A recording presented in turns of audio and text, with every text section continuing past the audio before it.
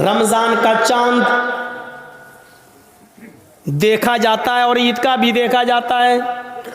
रमजान का चांद देखने के लिए एक आदमी की, बाशरा आदमी की गवाही की जरूरत है। अगर एक आदमी ये कह दे कि मैंने चांद देखा है तो दूसरे दिन से रोजा रखा जाएगा। ईद के चांद के लिए 2 आदमियों की गवाही जरूरी है। ईद के चांद के लिए उसूल है। अब रमजान के लिए एक आदमी की गवाही काफी है, लेकिन ईद के चांद के लिए 2 की गवाही चाहिए। क्यों चाहिए? अल्लाह के नबी से पूछो। हर चीज का जवाब हमारे पास नहीं है, बस नबी ने कह दिया, हमें मानना पड़ेगा। ईद की चांद के लिए 2 आदमी की गवाही चाहिए है? लेकिन जब रमजान में एक आदमी की गवाही आप मानेंगे या ईद के चांद के लिए 2 आदमी की गवाही मानेंगे, तो उस वक्त भी देखा जाएगा ये एक आदमी जो रोजे की गवाही दे रहा है ये 5 वक्त का नमाजी है या नहीं है। अगर 5 वक्त का नमाजी है, बाशरा है, समाज में इसको झूठा नहीं कहा जाता है, इसकी बात मानी जाती है, दीनदार है, नमाजी है, तो उसकी बात मानी जाएगी। नमाज रोजे का पाबंद नहीं है, जुमे तक की नमाज नहीं पढ़ता है, ऐसा आदमी गवाही दे रहा है तो उसकी गवाही भी, चाहे वो कितना भी सच बोल रहा हो, उसकी गवाही भी उसकी जेब में घुसेड़ दी जाएगी, भाग नहीं तस्लीम की जाएगी। रोजे का चांद एक आदमी की गवाही है, और एक आदमी अगर नहीं देखता चांद, लेकिन एक औरत चांद देखती है तो एक औरत की गवाही नहीं मानी जाएगी। 2 औरतों की गवाही एक मर्द के बराबर है, लिहाजा औरतें 2 होना चाहिए। आदमी एक आदमी अगर कह दे बाशरा हो कि मैंने रोजे का चांद देखा है रमजान का, तो रोजा रखा जाएगा। लेकिन एक औरत, चाहे वो कितनी भी नेक हो, दीनदार हो, नमाजी हो, तहज्जुद गुजार हो, लेकिन एक औरत अगर चांद की गवाही देती है तो उसकी बात नहीं मानी जाएगी। 2 औरतें होना चाहिए। ऐसे ही ईद का चांद 2 मर्दों की गवाही चाहिए, लेकिन 2 मर्दों ने नहीं देखा है, एक मर्द ने देखा है और एक औरत ने, तो नहीं मानी जाएगी। एक मर्द ने देखा है तो 2 औरतें होनी चाहिए, या 4 औरतें होनी चाहिए, वो भी बाशरा। अब हम अपने जहन में इस बात को रखें कि जब यहां बेनमाजियों की गवाही नहीं मानी जा रही है, सोचिए तो और मामलात के अंदर बेनमाजी की हैसियत क्या होगी। आइए एक और चीज की तरफ हम तुम्हें लेके चलते हैं। या अय्युहल्लज़ीना आमनुस्तईनु बिस्सब्रि वस्सलाह, ये बड़ी प्यारी चीज हम आपको बताने के लिए चल रहे हैं मेरे भाइयों। या अय्युहल्लज़ीना आमनुस्तईनु बिस्सब्रि वस्सलाह, आई मानो वालो तुम सब्र और नमाज के जरिए अल्लाह से मदद मांगो। बड़ी प्यारी आयत है। छोटा सा बच्चा है, अभी वो अपनी मां का दूध पीता है, 8-9 महीने का, 10 महीने का, 1 साल का है, चलता है, फिरता है, पूरी ताकत नहीं है, हल्के हल्के पैरों से चलता भी है, गिरता भी है। कभी कभी उसके सामने अनजाना आदमी आ जाए तो डरता भी है। उसके सामने कोई कीड़ा मकोड़ा टहलने लगे तो वो डरता भी है। आपने देखा होगा, मां ने अपने बच्चे को छोड़ा, चलना सिखा रही है, थोड़ा चलता है गिरता है, थोड़ा चलता है गिरता है। मां थोड़ी दूर हट के देखती है, देखे कितनी दूर जाता है बच्चा। बच्चा थोड़ी दूर गया, वहां कोई जानवर देखा, कोई कीड़ा मकोड़ा देखा, वो उधर से पलटा, भागता है अपने मां के पास। मां जल्दी से अपने दोनों बाहें फैला देती है, और बच्चा जब डरता है तो वो अपनी मां की गोद में आ जाता है। जैसे ही बच्चा अपनी मां की गोद में आता है, वो अपने आप को बिल्कुल महफूज कर लेता है, समझ लेता है। अब वो समझता है कि मैं सबसे बड़े खतरे से टल चुका हूं, अब सबसे बड़ी मुसीबत, भाई बच्चे के लिए तो वही सबसे बड़ी मुसीबत है जिससे वो डर रहा है। बच्चा अपनी मां की गोद में आया, और जैसे ही वो अपने मां की गोद में आता है, वो समझता है कि अब मुझे कोई खतरा नहीं है, क्योंकि मैं एक सुरक्षित गोद में आ गया हूं, एक महफूज गोद में के अंदर आ गया हूं।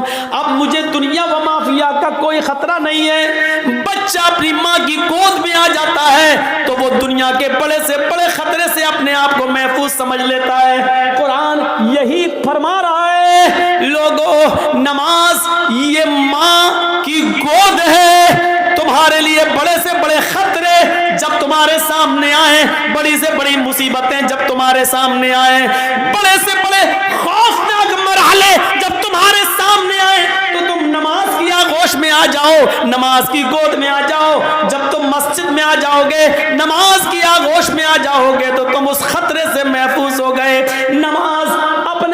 नमाजी को अपनी गोद में ऐसे ले लेती है जैसे माँ अपनी गोद में अपने बच्चे को ले लेती है। जैसे बच्चा माँ की गोद में आकर अपने आप को महफूज समझ लेता है, ऐसे ही नमाजी नमाज के अंदर अपने आप को महफूज समझ लेता है। एक सहाबी है, जंग हो रही है,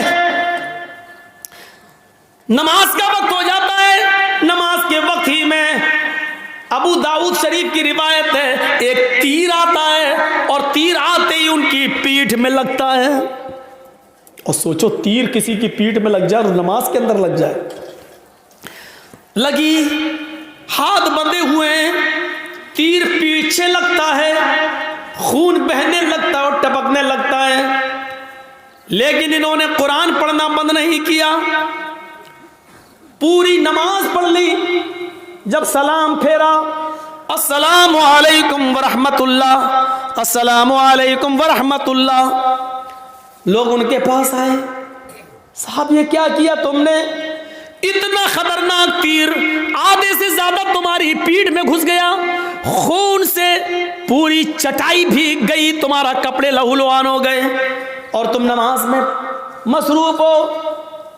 उस सहाबी ने जवाब दिया, जब मैं नमाज पढ़ रहा था, अल्लाह की कसम मेरी पीठ में कब तीर लगा मुझे पता ही नहीं चला, इसलिए कि मैं सूरह कहफ की तिलावत कर रहा था और सूरह कहफ की तिलावत करते हुए मुझे इतना मजा आ रहा था, इतना इंजॉय मिल रहा था। सूरह कहफ की तिलावत में मुझे तीर की तकलीफ भुला दिया, मुझे पता ही नहीं चल रहा है कि मुझे तीर लगा है। ये तो तुम अभी बतला रहे हो कि मुझे तीर लगा है, अब देख रहा हूं कि ये खून है, मुझे तो एहसास ही नहीं हुआ।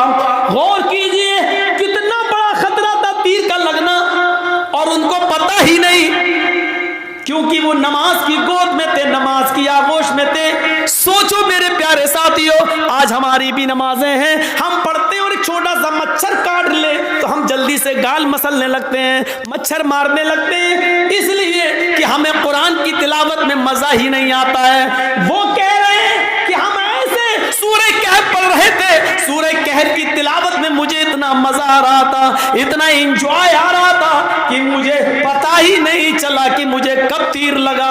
या अय्युहल्लज़ीना आमनुस्तईनु बिस्सब्रि वस्सलाह, ईमानो वालो तुम सब्र और नमाज के जरिए अल्लाह से मदद मांगो, सब्र और नमाज के जरिए अल्लाह से मदद मांगो। सब्र और नमाज के जरिए सब्र करो और नमाज आगोश में आ जाओ नमाज के। और जब तुम मांगो तो अल्लाह, जब नमाज पढ़ोगे तो अल्लाह तुम्हारी सब सुनेगा। हाँ, ऐसा भी हो सकता है कि नमाज के बाद तुम कुछ मांग रहे हो और अल्लाह नहीं दे रहा है, ये हो सकता है, तो इसमें घबराना नहीं चाहिए।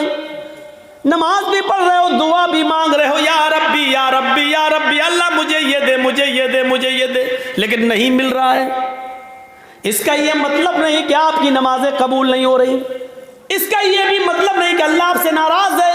कभी ऐसा मत सोचना। नहीं दे रहा है तो वो जानता है कि क्यों नहीं दे रहा है, उसकी मर्जी है, उसी में भलाई हो सकती है। हमारा एक छोटा सा बच्चा है,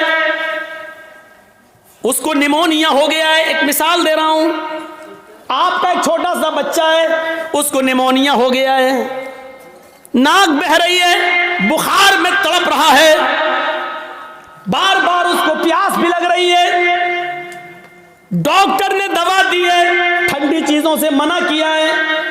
जब आप उस बच्चे को लेकर दवा लेकर आ रहे हैं तो रास्ते में बर्फ बेचने वाला आइसक्रीम बेचने वाला आइसक्रीम बेच रहा है और आपका बच्चा आइसक्रीम की जिद कर रहा है, पापा मुझे आइसक्रीम चाहिए, पापा मुझे आइसक्रीम चाहिए, डैड मुझे आइसक्रीम चाहिए, अब्बू मुझे आइसक्रीम चाहिए। मुझे ईमानदारी के साथ बताइए, आपका बच्चा बुखार की हालत में, निमोनिया की पोजीशन में आइसक्रीम मांग रहा है, क्या आप उसको आइसक्रीम दिलाएंगे? क्या आप उसको आइसक्रीम खिलाना पसंद करेंगे? नहीं, क्योंकि आप जानते हैं कि इस वक्त इसकी अगर मुराद मैंने पूरी कर दी तो मेरा बच्चा और ज्यादा बीमार हो जाएगा। आप उसके हजार जिद करने के बावजूद आप उसको आइसक्रीम नहीं देंगे, जबकि आपको बुरा लग रहा है कि मेरा बच्चा बेचारा मांग रहा है। आप नहीं चाहते कि उसकी तमन्ना पूरी ना हो, आप चाहते कि दिलाएं, लेकिन उसकी बीमारी बतला रही है आइसक्रीम उसके लिए नुकसानदेह है। आप बाप होते हुए भी अपने बच्चे को आइसक्रीम नहीं दिलाएंगे, क्योंकि आप जानते हैं कि मेरे बच्चे के लिए क्या अच्छा है क्या बुरा है। आप कहिए अल्लाह मुझे ये दे, मुझे ये दे, मुझे ये दे, और नहीं मिल रहा है तो नाराज मत होइए, क्योंकि आपका रब जानता है आपको क्या देना है और क्या नहीं देना है। वो क्यों नहीं दे रहा है आपको, इस पे अल्लाह ताला से शिकवा मत करिए, शिकायत मत कीजिए। हो सकता है उसका न देने में ही भलाई हो जो चीज आप मांग रहे हो। एक बादशाह ऐलान करता है, आओ मेरी रियाया, मेरी पब्लिक, जो मुझसे मांगेगी मुंह मांगे मैं उसको दूंगा। सारी की सारी पब्लिक एक मैदान में जमा हो जाती है और बादशाह जो पब्लिक मांगती जा रही है बादशाह देता जा रहा है। एक बुढ़िया एक खच्चर पे बैठ के आई, खच्चर गधे की तरह होता है, खच्चर पे बैठ के आई। बादशाह ने कहा, बुढ़िया तेरा बेटा है? कहा नहीं। पति है? कहा नहीं। कोई नहीं है? कहा नहीं। आए मेरे वजीर, इस बुढ़िया को 100 दीनार दे दो, 100 सोने की अशरफियां दे दो। बुढ़िया कहने लगी, नहीं, आप बेइंसाफी कर रहे हैं, सबसे पूछ रहे हैं कि बताओ क्या मांगते हो, और जो जो मांग रहा उसको आप देते जा रहे हैं, और मुझसे कह रहे हैं कि 200 अशरफी दे दो सोने की। नहीं, मुझे भी मुंह मांगे इनाम चाहिए। बादशाह ने कहा, बता तुझे क्या चाहिए? उसने कहा, जो खच्चर में लेके आई हूं इसके ऊपर इतना सोना लाद दो कि आसानी से लेकर मेरे घर तक पहुंच जाए। इस खच्चर के वजन के बराबर सोना। बादशाह ने कहा, देखो ये तुम गलत कर रही हो। क्या जवाब दिया उस बुढ़िया ने? आपने सबकी मुरादें पूरी की, मेरी भी करो। पब्लिक कहने लगी, हाँ बादशाह सलामत, आपकी बेइंसाफी, आप गलत कर रहे हैं, सबको मुंह मांगे दे रहे हैं, तो इस बुढ़िया ने भी जो मांगा उसको दो। बादशाह ने कहा, जाओ सोना लेकर आओ और इसके खच्चर पर लाद दो। सोना लाद कर खच्चर पर लेकर बुढ़िया चली गई घर। गांव के लोगों को पता चला, ओ सुनो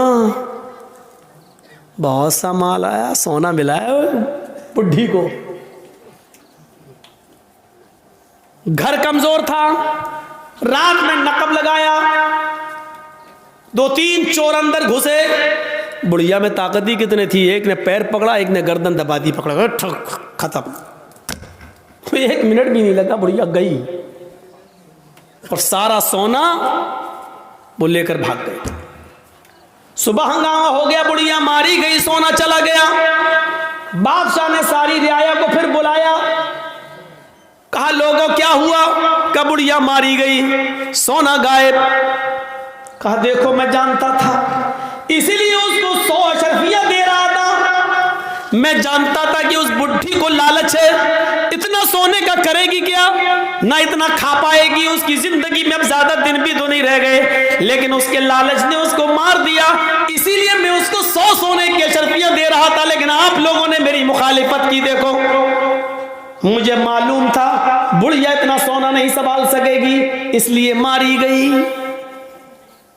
एक मामूली बात से ये कह रहा है कि कितना उस बुढ़िया को मिलना चाहिए मैं जानता हूं, और क्या नहीं मिलना चाहिए मैं जानता हूं। तो जो लोग अल्लाह से दुआएं मांगते, मुझे ये दे दे, मुझे ये दे दे, लेकिन नहीं मिल रहा है, उसका रब जानता है कि क्या देना चाहिए, क्या नहीं देना चाहिए, कितना देना चाहिए और कितना नहीं देना चाहिए, ये उसको मालूम है। इसलिए इसलिए उसने जितना दिया है उसी पर राजी रहो, उसी पर खुश रहो। ज्यादा माल तबाही और बर्बादी का बायस भी बन जाता है। कल मैंने बताया था, अल्लाह के नबी ने जब जन्नत में झांक कर देखा तो जन्नत में सबसे ज्यादा गरीब, फकीर और मिस्कीनों को देखा, और जहन्नम में झांक कर देखा तो सबसे ज्यादा औरतों को देखा।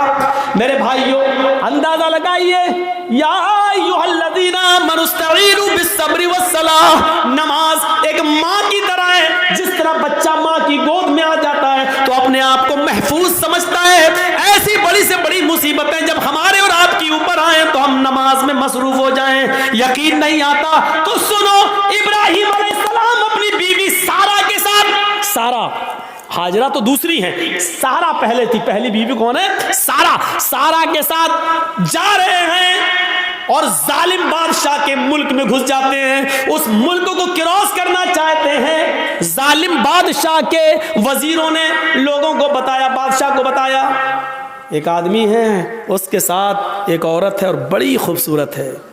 बादशाह ने कहा, अच्छा खूबसूरत है, कहाँ? बुला के लाओ। इब्राहिम और सारा बुला कर लाए गए। बादशाह ने पूछा, ये तुम्हारी कौन है? इब्राहिम अलैहिस्सलाम ने फरमाया, ये मेरी बहन है। इब्राहिम अलैहिस्सलाम ने ये सुन रखा था कि उस बादशाह को अगर ये कह दिया जाए कि ये मेरी बहन है तो भाई के साथ जब बहन को देखता है तो वो फिर हाथ नहीं लगाता है, छोड़ देता है। तो कह दिया कि बहन है। ये झूठ नहीं था। इब्राहिम अलैहिस्सलाम ने जब ये कहा कि ये मेरी बहन है तो इस हैसियत से कहा कि सारी दुनिया के मुसलमान आपस में भाई हैं और सारी दुनिया की औरतें बहन है। ईमानी रिश्ते से उनको अपना बहन दिल में नियत की थी। ईमानी रिश्ते से तो सभी बहन है, हर कोई एक दूसरे का भाई, एक दूसरे की बहन है। लेकिन चूंकि खूबसूरत इतनी थी हज़रत सारा कि बहन कहने के बावजूद भी उसकी नीयत ख़राब रही। उसने कहा, इनको कहीं ले जाओ और सारा को ज़रा हमारे दरबार में लेके आओ। इब्राहिम अलैहिस्सलातु वस्सलाम अपनी बीवी से कहते हैं, जाओ। इब्राहिम अलैहिस्सलाम को एक जगह रोक दिया जाता है। सारा को अकेले ले जाया जा रहा है और जब बादशाह के खुलवत में, बादशाह की तन्हाई में सारा को कर दिया जाता है तो बादशाह ने सारा ने दुआ मांगी, इलाहुल आलमीन, मैं अपने शौहर इब्राहिम की अमानत हूँ और आज तक मैंने तेरे दीन की कभी मुखालिफत नहीं की है। अल्लाह, इस जालिम बादशाह से मेरी इज्जत व आबरू की हिफाजत फरमा। ये कहकर बादशाह ने जब उस सारा के ऊपर अपना हाथ बढ़ाया तो सारा की दुआ रंग लाई और सीने के पास आते आते हाथ रुक गया। ना आगे बढ़ रहा है, न पीछे हट रहा है, न नीचे हो रहा है, न ऊपर जा रहा है, यहीं पर आकर शल हो जाता है। जैसे ये सारा अलैहिस्सलाम है और ये उनके सीने का हिस्सा है, ऐसे उस पर पकड़ के हाथ मारा, ये बस यहाँ पर रुक गया। अब न आगे बढ़ रहा, न पीछे हट रहा, न इधर हो रहा, न इधर हो रहा है। चीख कर कहता है, सारा, तेरे पास कोई खुदाई ताकत है जो मेरे हाथ को मजबूती के साथ पकड़े हुए है? अल्लाह से दुआ कर, मैं वादा करता हूं कि मैं तुझे हाथ नहीं लगाऊंगा। हजरत सारा ने दुआ की और बादशाह का हाथ सही हो गया। फिर नीयत खराब हो गई उसकी, पता नहीं, हो सकता है ऑटोमेटिक हो गया हो।